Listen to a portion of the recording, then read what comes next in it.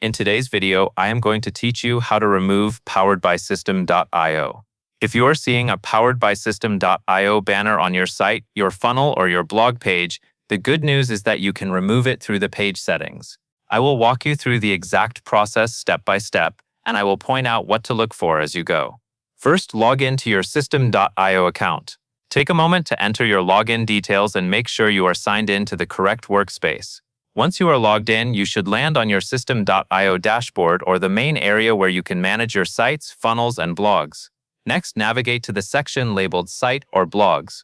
Depending on how you created your content, the banner might be on a site page, a blog post page, or a funnel page, so you will want to choose the area that matches the page where you want to make the change. Look for the menu items near the top or side navigation, and click either Site or Blogs. After that, open the specific funnel or blog page that you want to edit. This is an important moment because you want to remove the banner only from the exact page you are editing, not from everything at once. Click into the correct funnel or open the particular blog page in your list. If you have multiple pages, double-check that the page you open is the one where the poweredbysystem.io banner is currently showing.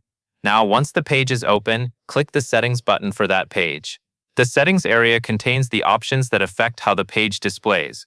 You should see a Settings button near the Editing Tools or near the top of the page editor. Go ahead and click it so you can access the display controls for that specific page. Next, scroll down to the Display System.io banner option. This is the specific setting that controls whether that banner appears on your page. As you scroll, you may notice other display or branding settings, but you only want to focus on the option that mentions the System.io banner. Take your time here so you do not miss it, especially if the settings panel is long. Then toggle the option to OOF. When you turn it off, the page will stop showing the poweredbysystem.io banner. Make sure the toggle clearly indicates that it is in the off position. If the interface uses a switch, you should see the visual state change.